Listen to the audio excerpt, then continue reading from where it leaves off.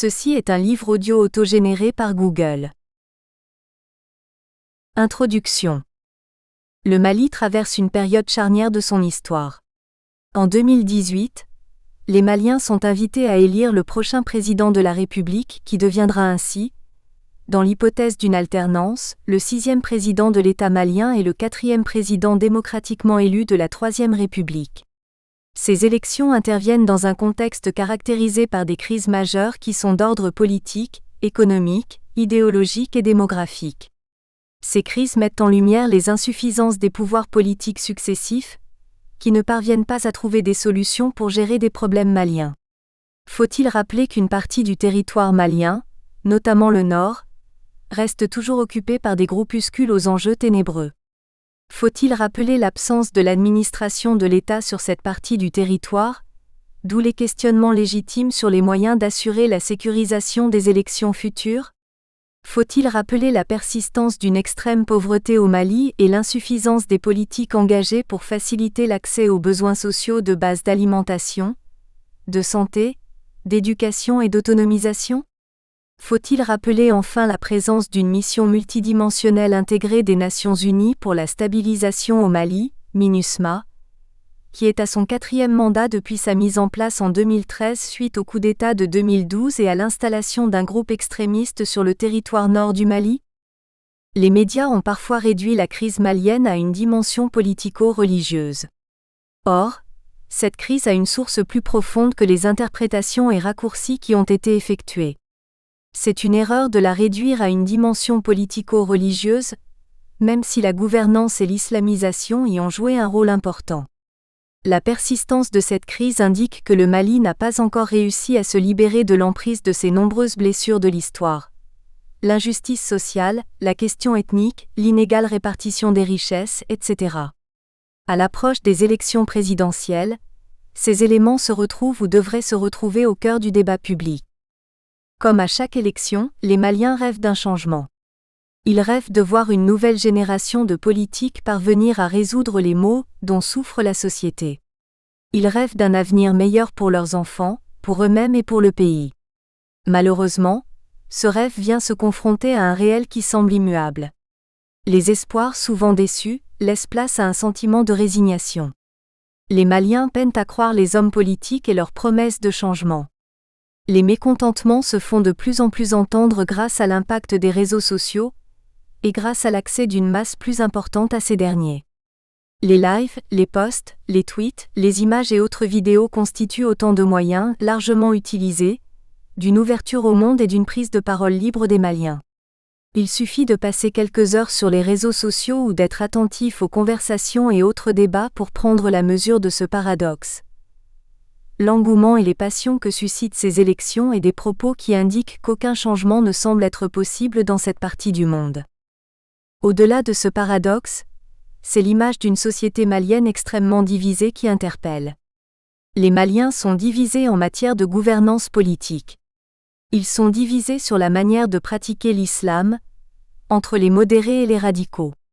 L'actualité du mois de juin 2018 offre une illustration dramatique de cette division.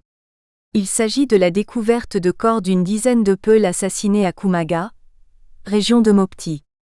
Des suspicions de djihadistes parmi ces populations auraient été à l'origine de ce massacre perpétré présumément par la confrérie des chasseurs traditionnels, avant qu'un rapport ne mette en cause les militaires.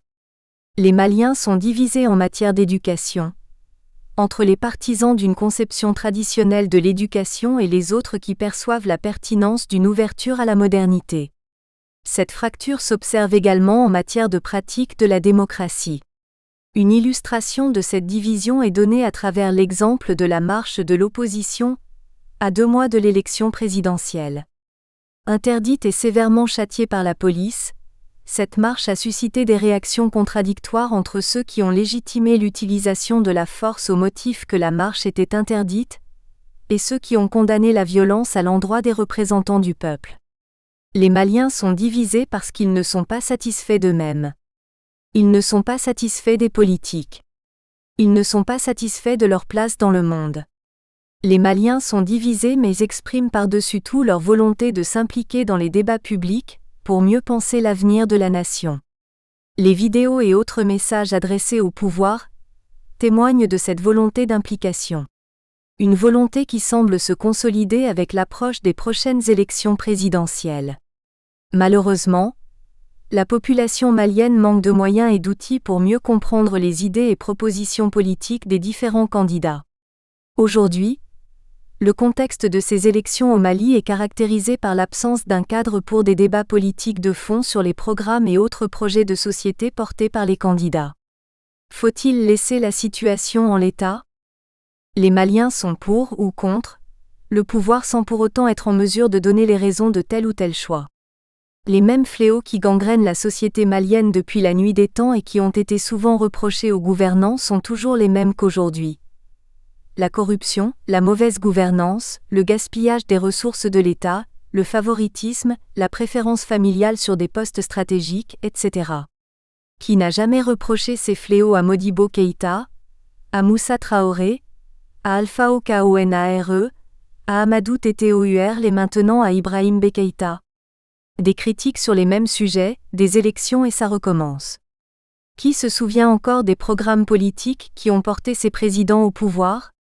Dans le prolongement de ces questionnements, qui se souvient du rôle des intellectuels maliens pour aider à comprendre la société ou pour aider à sortir des crises ?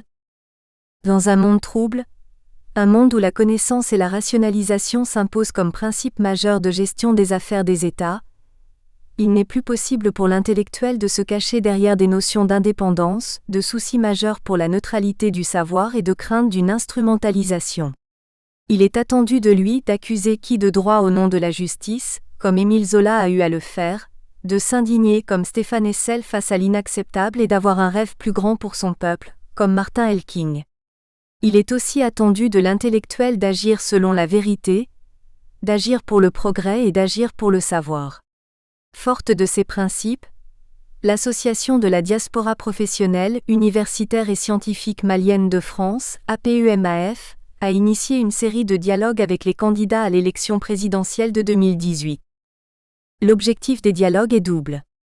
Premièrement, il s'agit de répondre à cet impératif d'un engagement et d'une implication de la diaspora intellectuelle sur la scène politique à travers une approche d'explicitation des programmes et des projets de société des candidats. Cette démarche est inédite au Mali.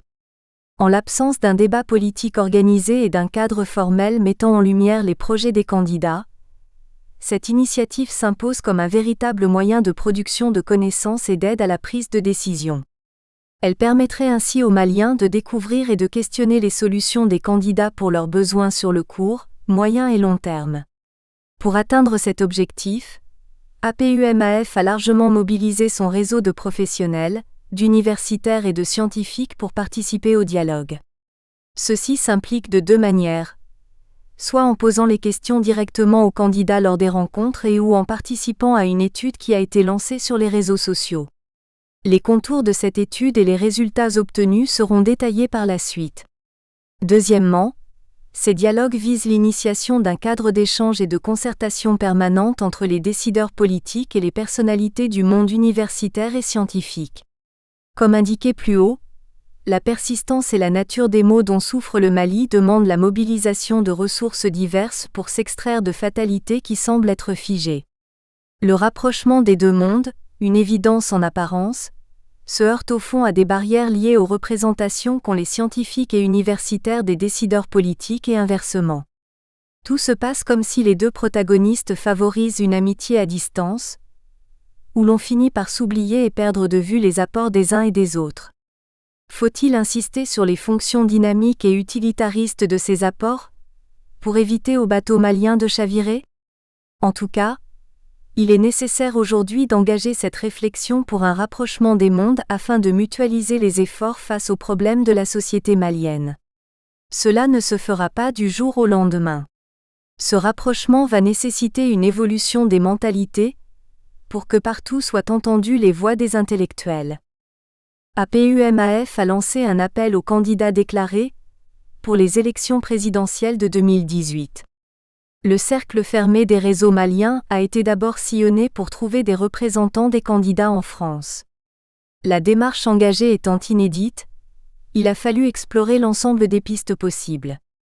Des messages et appels téléphoniques passés ont permis d'identifier quelques interlocuteurs, même si ceux-ci n'ont pas réussi à nous mettre en relation avec leurs candidats. Les dialogues ont pu être planifiés à partir du moment où des démarches ont été effectuées directement auprès des candidats eux-mêmes. Il fallait les convaincre de la pertinence de ce projet de dialogue et les rassurer des intentions sous-jacentes. Les règles de fonctionnement ont également été précisées. Le but du dialogue n'est pas de faire le procès du candidat. L'organisation est pensée de façon bienveillante pour lui permettre une expression libre. En amont, les candidats reçoivent le cadre du dialogue et les questions traitées. 3 thématiques sont proposées à l'ensemble des candidats: la jeunesse, l'enseignement supérieur et l'émergence économique. Ces thématiques sont choisies en raison de leur proximité avec les objets de l'APUMAF. De plus, ces thématiques exigent aujourd'hui des projets ambitieux pour sortir de situations précaires. Les candidats sollicités ont accepté le cadre et les sujets proposés. Le dialogue est organisé sur un créneau de 2 heures, avec une ouverture au public. Il est structuré en 3 moments distincts. Une introduction sur le cadre, les objectifs et les résultats de l'étude lancée, président de l'APUMAF. 2. Une intervention du candidat sur son programme et ses projets de société en lien avec les 3 sujets. Cette intervention se fait sans interruption. 3. Une séance d'interaction avec le public avec des questions précises en lien avec les 3 sujets, des questions sur l'Afrique et l'Europe et d'autres questions libres. Pour faciliter l'implication de la communauté scientifique et universitaire au projet de dialogue, APUMAF a lancé une étude en ligne afin d'identifier les sujets qui requièrent des interventions prioritaires. L'étude comportait 3 questions fermées. Une question par thématique, jeunesse, enseignement supérieur et émergence économique, et une question ouverte d'expression libre. Une centaine de personnes ont répondu à l'étude. Sa raison d'être est de proposer une photographie des questions qui préoccupent les participants. Sous cette forme, elle ne saurait résister à une critique serrée. Les résultats de cette étude sont proposés à titre indicatif dans cette introduction. Les données obtenues sont représentées ici sous format graphique. 3 histogrammes traitent des 3 questions. Nous espérons que vous avez apprécié cet aperçu. Pour continuer à écouter ce livre audio sur Google Play Livres, utilisez le lien dans la description de la vidéo.